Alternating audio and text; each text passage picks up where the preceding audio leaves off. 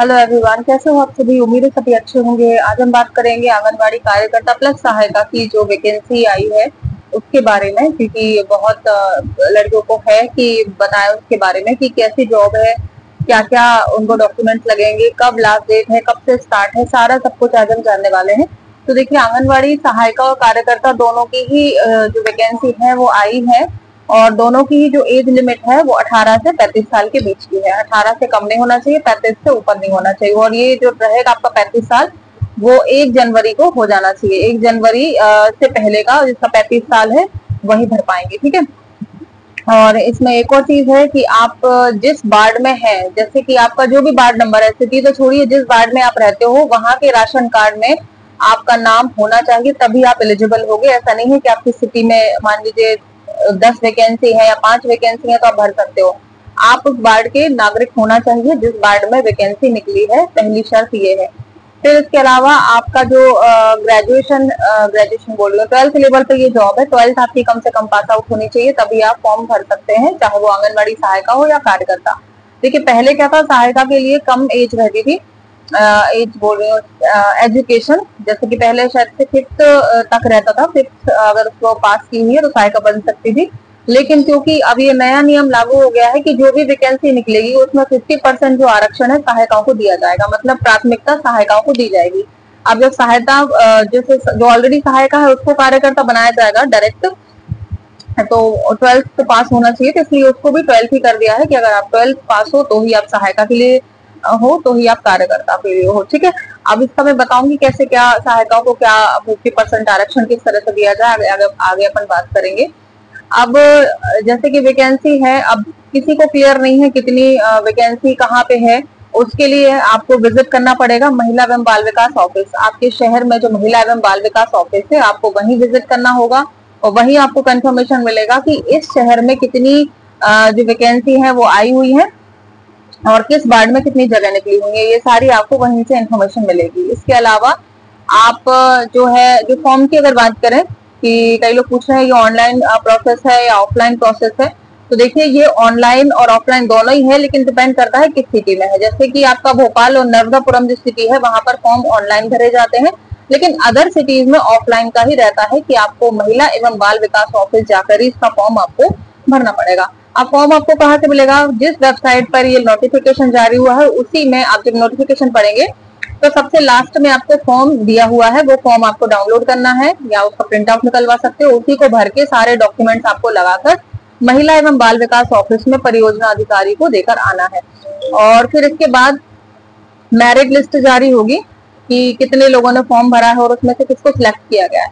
अब merit list जब जारी होगी तो उसके 7 दिन के अंदर अगर कोई इस पर आपत्ति नहीं लगाता है तो आपकी जॉब पक्की है। लेकिन अगर आप मेरिट लिस्ट में हो, सबसे टॉप पर हो या कहीं भी हो, मेरिट लिस्ट में अगर आप हो और वहां पर कोई आपत्ति लगा देता है कि नहीं मेरे मार्क्स इससे ज्यादा है, मेरा होना चाहिए था, तो फिर प्रोसेस में टाइम लग जाता है, ठीक है। तो या ना भी हो आपका सिलेक्शन, तो डिपेंड करता है, क्योंकि इसमें एग्जाम होता नहीं है तो कोई भी आपत्ति इसमें लगा सकता है। मान लीजिए उस टाइम पर उसने नहीं देख पाया था फॉर्म या भर दिया था उसने फॉर्म और उसका सिलेक्शन आपका हो गया, उसका नहीं हुआ, तो आपत्ति को लगा सकता है कि मैं इनसे ज्यादा लायक हूँ, मेरा होना चाहिए था इनका नहीं, तो फिर वो आपत्ति वाली बात हो जाती है। तो वो 7 डेज की प्रोसेस रहती है, ठीक है। अब अपन बात कर लेते हैं इसमें सिलेक्शन होता कैसे है, क्योंकि इसमें देखिए कोई ऐसा तो है नहीं कि रिटर्न एग्जाम होता है, तो इसमें क्या क्या क्राइटेरिया रहता है वो अपन देख लेते हैं। तो देखिए, अगर क्राइटेरिया की बात की जाए तो इसमें 12th बेस पर होता है।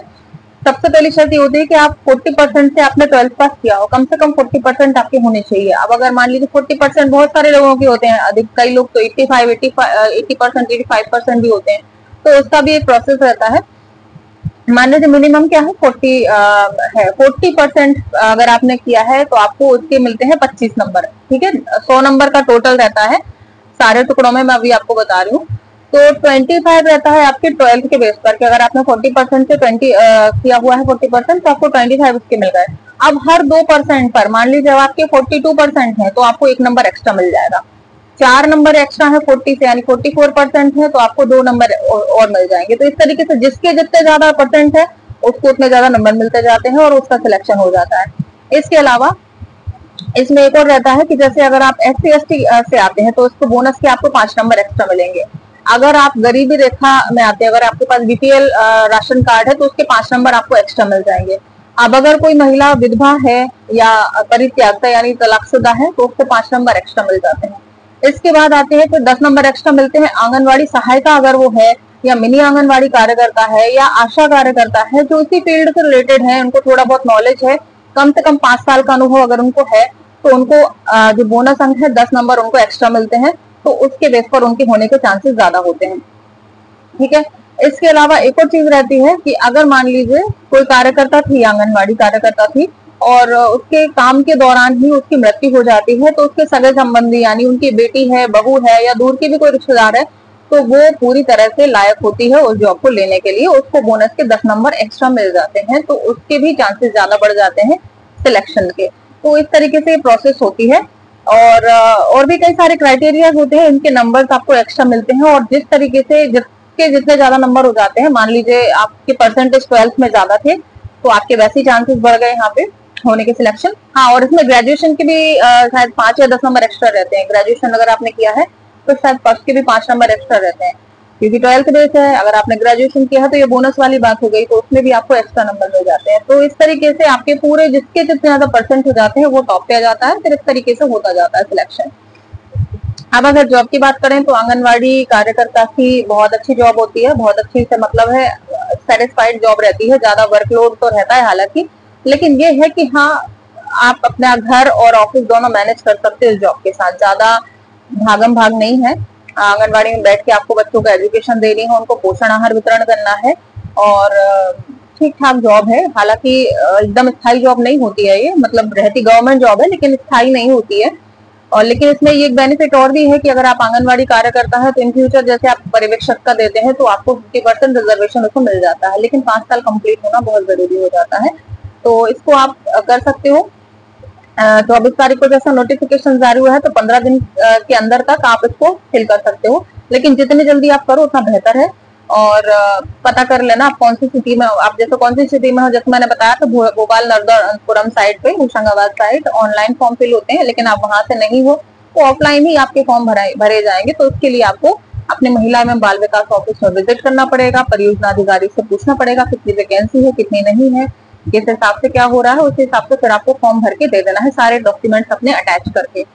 तो फिर उसके बाद मेरिट लिस्ट लगेगी और आपका सिलेक्शन फिर होने के चांसेस रहते हैं। तो ये वैकेंसी थी जिसको आप कर सकते हो। काफी डिमांड आ रही थी, काफी मैसेजेस पर्सनल कमेंट में भी कि आप बनाओ, क्योंकि आप उसी विभाग से हो तो आपको शायद थोड़ी ज्यादा जानकारी हो।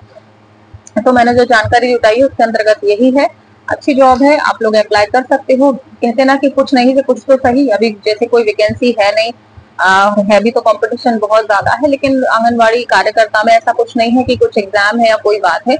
आसानी से आप फॉर्म फिल करके अपनी जॉब जो है पक्की कर सकते हो, तो आप इसके लिए अप्लाई कर सकते हो जितना जल्दी हो सके, और अपनी जो सीट है रिजर्व कर सकते हो। बाकी सारे डॉक्यूमेंट्स आप रेडी रखना अपने, आय जाति जो भी लगते हैं इसमें, जैसे जो जो मैंने बताया है, आप तो उसको कंप्लीट करके आप अप्लाई कर सकते हो। ठीक है। अगर आप 18 से 35 के बीच में हो, 12th आपने किया है, तो आप आसानी से इसके लिए एलिजिबल हो। ठीक है। आज की वीडियो में इतना ही। और भी कोई आपकी कंसर्न है, कोई डाउट है तो आप कमेंट करके पूछ सकते हो, मैं रिप्लाई के थ्रू आपको बता दूंगी जानकारी। ठीक, थैंक यू।